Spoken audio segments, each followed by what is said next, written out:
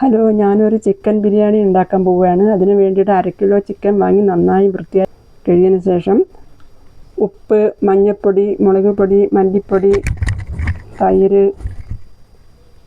ഇഞ്ചി വെളുത്തുള്ളി പേസ്റ്റ് ഇതെല്ലാം ഇട്ടതിന് ശേഷം നന്നായി മിക്സ് ചെയ്യുക.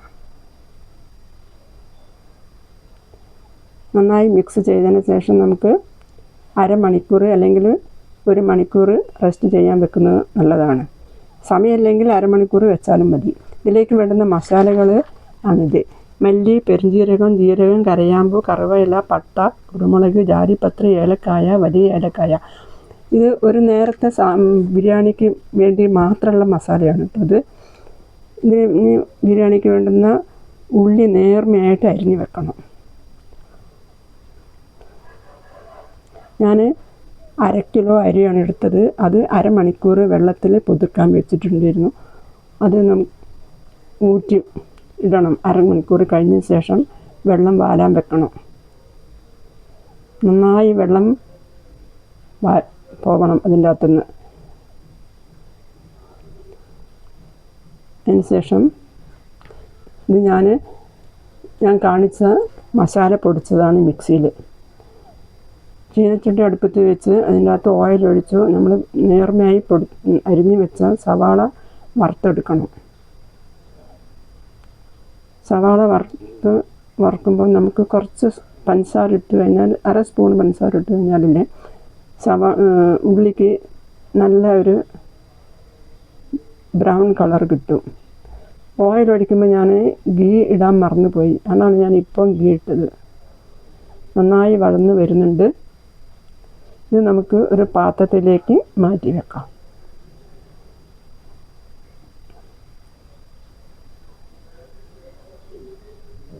പുതിനയില, മല്ലിയില, പച്ചമുളക്, ഗീ,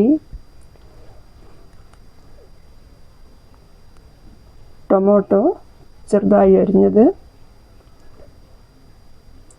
ചിക്കൻ വെക്കാനുള്ള പാത്രം അടുപ്പത്ത് വെച്ചു. അതിനകത്തേക്ക് ഉള്ളി വഴറ്റിയ എണ്ണ ബാക്കി ഉണ്ടായിരുന്നു. ആ എണ്ണയാണ് എടുത്തത്. അതിലേക്ക് 3 സവാള അരിഞ്ഞത് ഇട്ടിട്ട് വഴറ്റണം. വീണ്ടും നന്നായി സോഫ്റ്റാകാൻ വേണ്ടിയിട്ട് നമുക്ക് കുറച്ച് ഉപ്പിടാം. ഉപ്പിട്ടതിന് നന്നായി വഴന്നതിന് ശേഷം മഞ്ഞൾപ്പൊടി, മല്ലിപ്പൊടി, മുളക് പൊടി, കുരുമുളക് പൊടി ഇതൊക്കെ ഇട്ടിട്ട് പച്ചമണം മാറുന്ന വരെ നന്നായി ഒന്ന് വഴറ്റെടുക്കുക. നമ്മൾ അരിഞ്ഞ് വെച്ച 2 ടൊമാറ്റോ ഇതിൻ്റെ അകത്ത് ഇടുക. അത് നന്നായി വഴന്ന് വരെ ഇളക്കി കൊടുക്കുക. പിന്നെ അതിലേക്ക് 1 പിടി പുതിനയില, 1 പിടി മല്ലിയില, 2 സ്പൂൺ തൈര്, പാകത്തിന് ഉപ്പ് ഇട്ട് എല്ലാം കൂടി നന്നായി മിക്സ് ചെയ്യുക.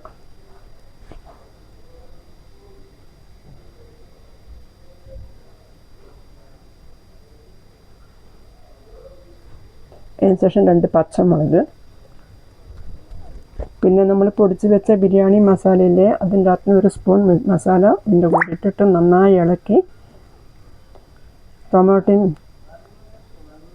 ഉള്ളിയും നന്നായി സോഫ്റ്റ് ആകാൻ വേണ്ടിയിട്ട് ഒന്ന് അടച്ച് വെച്ച് കുറച്ച് നേരം അടച്ച് വെച്ച് വേവിക്കുക. ഇപ്പം ഉള്ളിയും സവാളയൊക്കെ നന്നായി വഴന്നു വന്നു.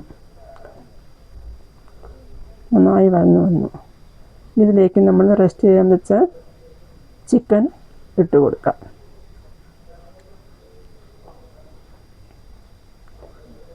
നന്നായി ഇളക്കിയതിന് ശേഷം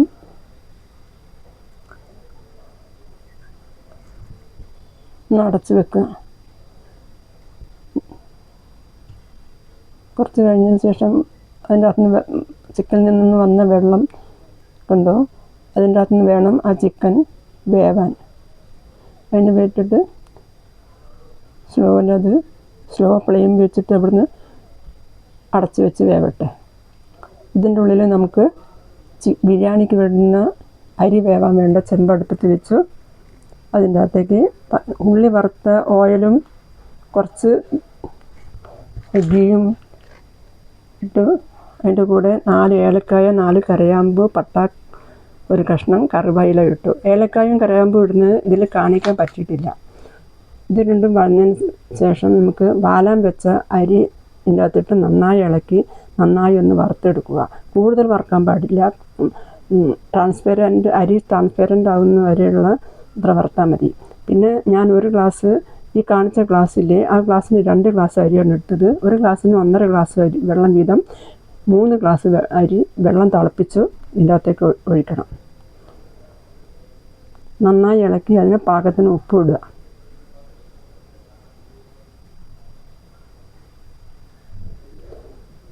ഉപ്പിട്ട് അതൊക്കെ ഇളക്കിയതിന് ശേഷം തിളയ്ക്കുന്നവരെ ഫുൾ ഫ്ലെയിമിൽ തന്നെ വെക്കണം.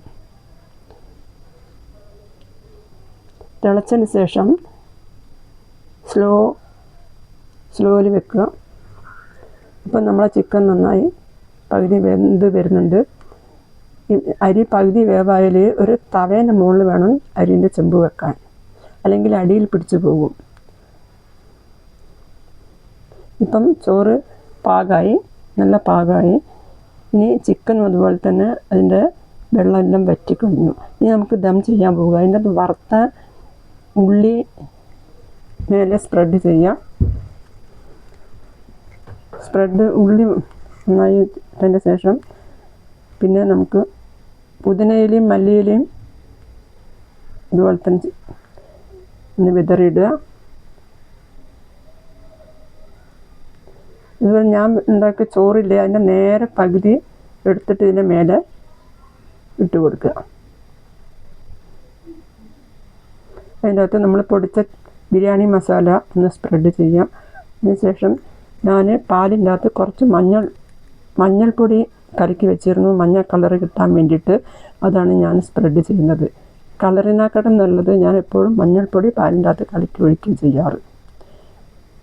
പിന്നെ നമ്മൾ വറുത്ത് വെച്ച ഉള്ളി സ്പ്രെഡാക്കുക.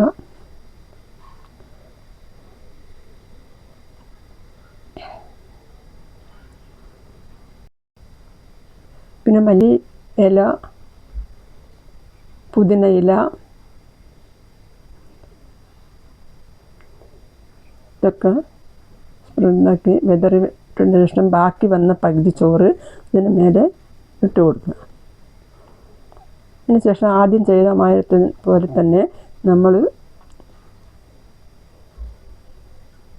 മഞ്ഞൾ വെള്ളം, പുതിനയില, മല്ലിയില,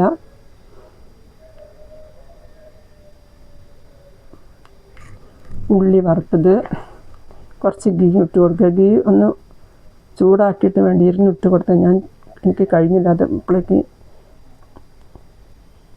ഇപ്പം 10-15 ഒരു തവേൻ്റെ മുകളിൽ വേണം ഈ ബിരിയാണി ചെമ്പ് വെക്കാൻ. 15 മിനിറ്റിന് ശേഷം തുറന്ന് നോക്കുക. ആ റൂം മുഴുവനും ബിരിയാണീൻ്റെ മസാല നല്ല വാസനയാണ്, നല്ല സ്മെല്ലാണ്. എല്ലാ സ്ഥലത്തും പടർന്നിരിക്കും. ബിരിയാണിക്ക് ആവശ്യമായിട്ടുള്ള മസാല അന്നേരം പൊടിക്കുകയാണെങ്കിൽ നമുക്ക് ആ സ്മെല്ല് നന്നായി കിട്ടും ബിരിയാണി ഉണ്ടാക്കുമ്പോൾ. ബിരിയാണി നിങ്ങൾക്ക് ഇഷ്ടപ്പെട്ടിട്ടുണ്ടെങ്കിൽ എനിക്ക് ലൈക്കും സബ്സ്ക്രൈബും ചെയ്യണേ.